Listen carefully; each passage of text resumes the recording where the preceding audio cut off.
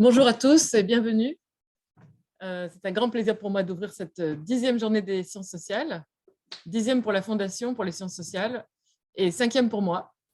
Et donc cette journée sera consacrée au télétravail, thème sur lequel cette promotion a travaillé dans l'année académique 2021-2022 et qui constitue l'un des grands changements de nos sociétés qui existait, qui pointait sur son nez, disons, depuis plusieurs années, dans la mesure où c'était possible grâce à la technique digitale, mais qui s'est imposé, enfin qui s'est généralisé autant que possible à l'occasion du confinement lié à la crise sanitaire de Covid, et qui probablement est là pour rester.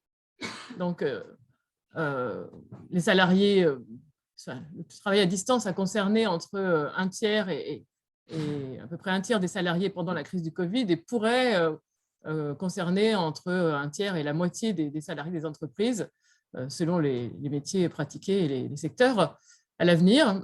Et c'est quelque chose que les travailleurs demandaient depuis longtemps, que les entreprises accueillaient avec un peu de réticence et qui maintenant, en fait, probablement restera dans une certaine mesure dans les pratiques. Mais il y a beaucoup d'enquêtes qui essayent de mesurer justement cette appétence pour le télétravail, notamment par exemple des enquêtes des expériences de choix, comme on dit. Donc sur des plateformes de recrutement ou dans des expériences conduites par des chercheurs, quand on propose à des travailleurs qui recherchent un emploi, 2 emplois qui ont des caractéristiques différentes et des salaires différents, ce genre d'expérience a été conduit dans plein de nombreux pays différents et dans des secteurs différents.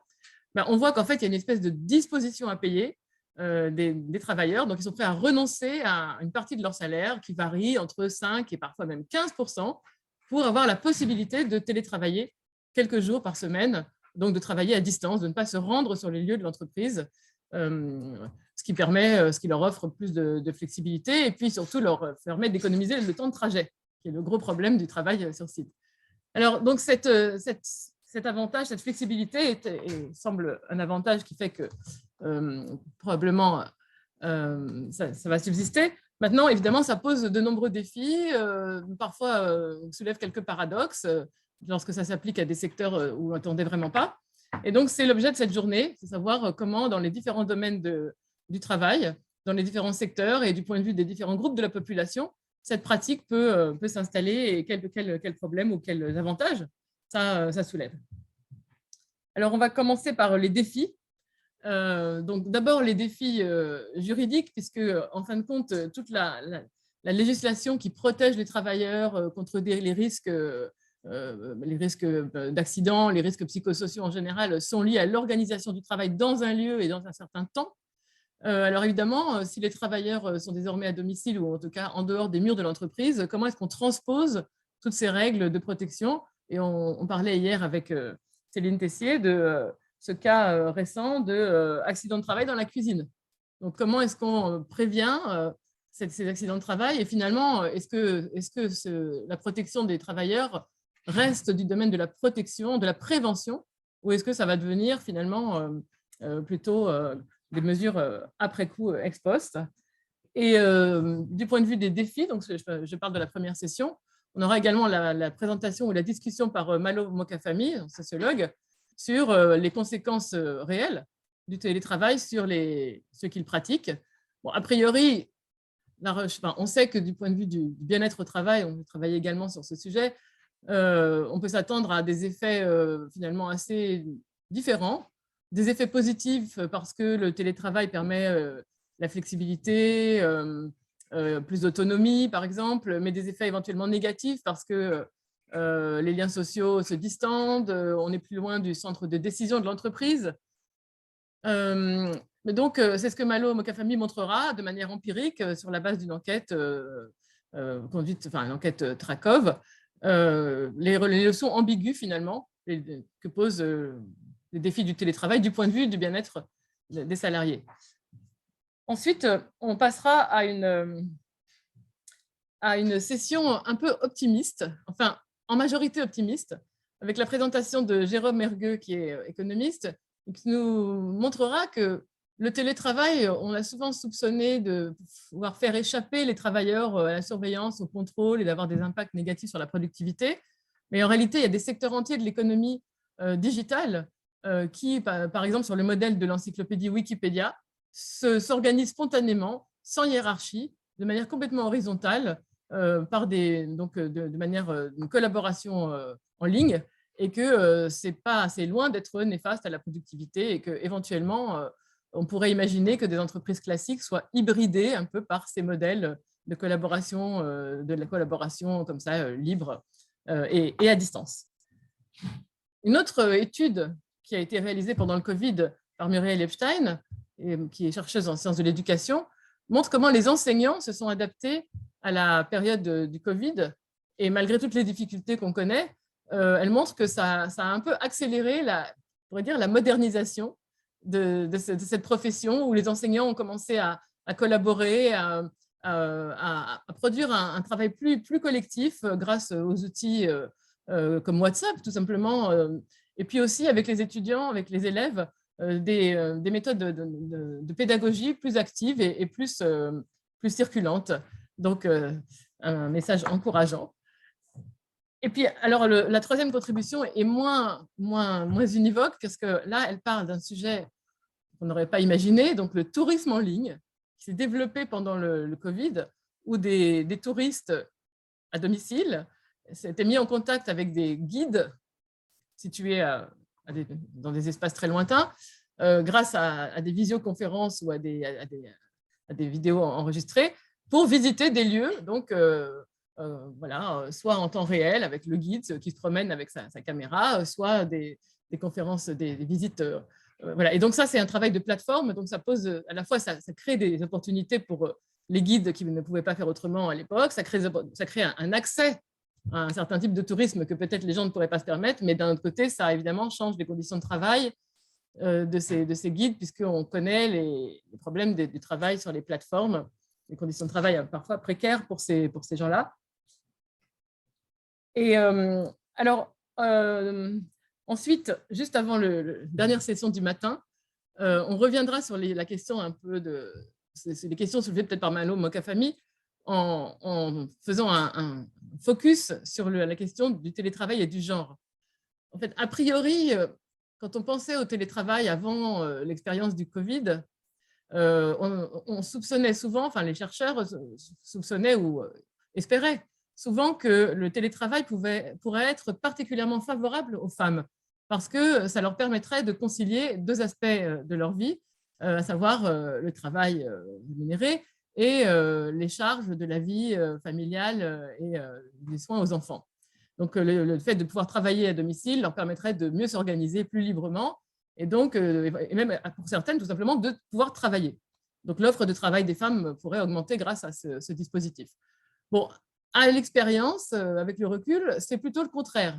En fait, on voit que quand on travaille de chez soi, la sphère du privé et la sphère du travail ont tendance au contraire à s'interpénétrer, à se gêner l'une l'autre, et que finalement, du point de vue du bien-être tel qu'on peut le mesurer, pour les femmes, ce n'est pas tellement une bonne affaire.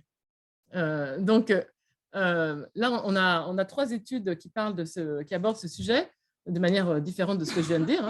Donc, d'abord, celle de Johan Selpony, qui est chercheur. Alors, c'est une session de sociologue sur le genre. Donc, Johan Selpony qui a suivi une promotion de lycéens qui après sont devenus jeunes étudiants. Donc, il les a suivis pendant longtemps, il les connaît bien.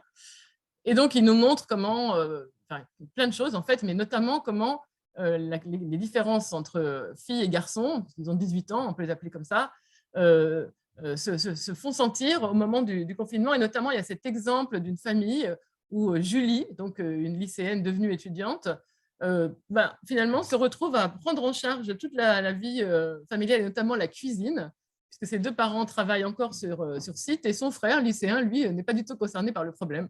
Et donc, on la voit en train de suivre ses cours en ligne dans son casque, tout en faisant la cuisine. Bon, pendant que son frère, je ne sais pas, peut-être travaille ou joue à des jeux vidéo. Donc là, je trouvais ça assez exemplaire. Ensuite, il y a le chapitre de Julie Landour, qui est également sociologue, qui là conduit une approche comparative tout à fait édifiante, où elle a suivi, interrogé des couples biactifs, avec hétérosexuels, cohabitants, avec des enfants, mais qui ont la particularité d'être… La particularité, c'est que c'est l'homme qui s'est trouvé en situation de télétravailler pendant le confinement, alors que la femme travaillait toujours dans l'entreprise.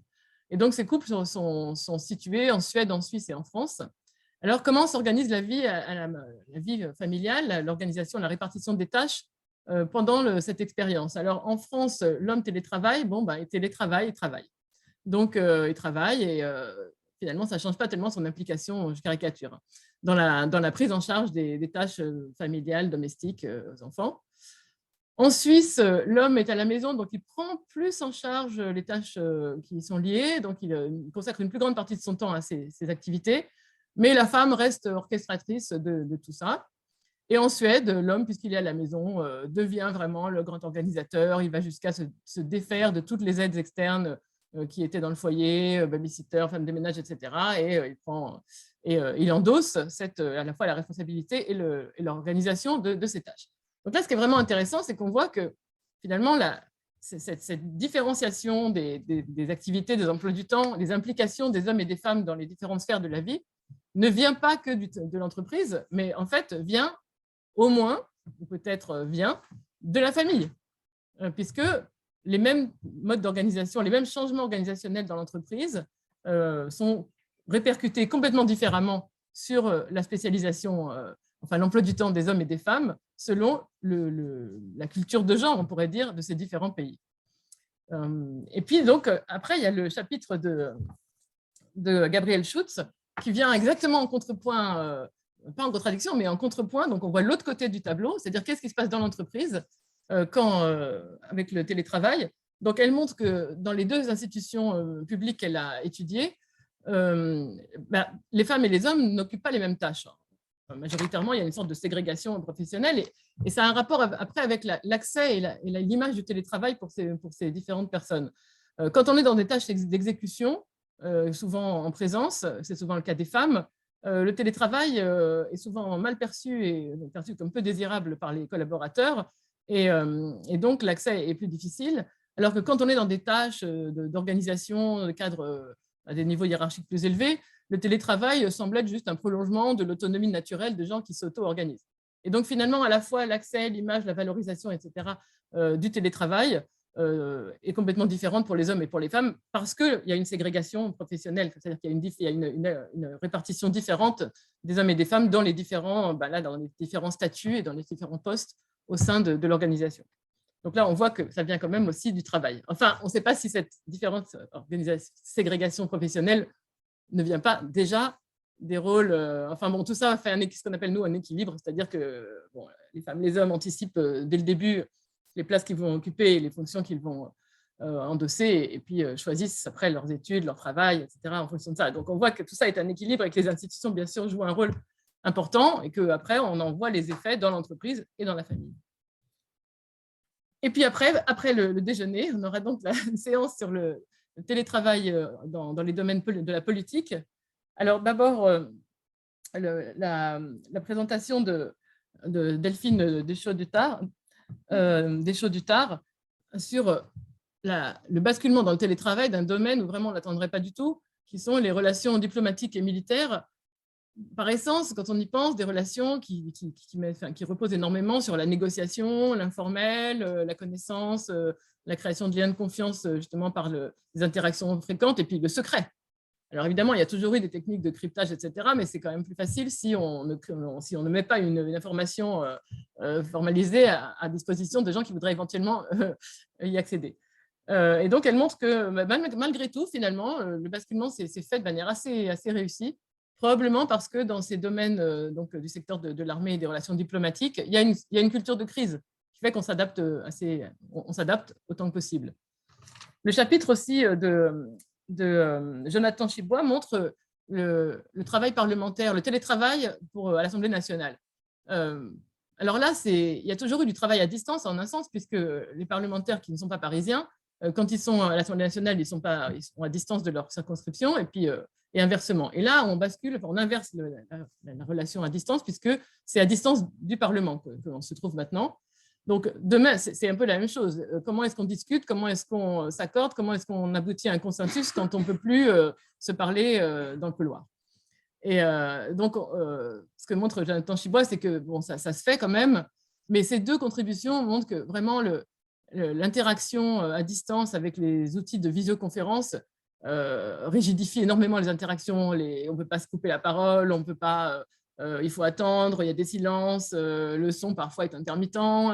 Donc, finalement, ça crée des procédures beaucoup plus rigides et ça peut justement un peu scléroser, enfin en tout cas rigidifier de manière un peu délétère ces interactions. Et puis parfois la présence aussi a une valeur symbolique. Vous parlez des poignées de main symboliques, des photos de famille, après des réunions diplomatiques. Quand on ne peut pas le faire, ça enlève toute une dimension de ce travail politique qui a quand même dans laquelle l'image joue un rôle tout de même.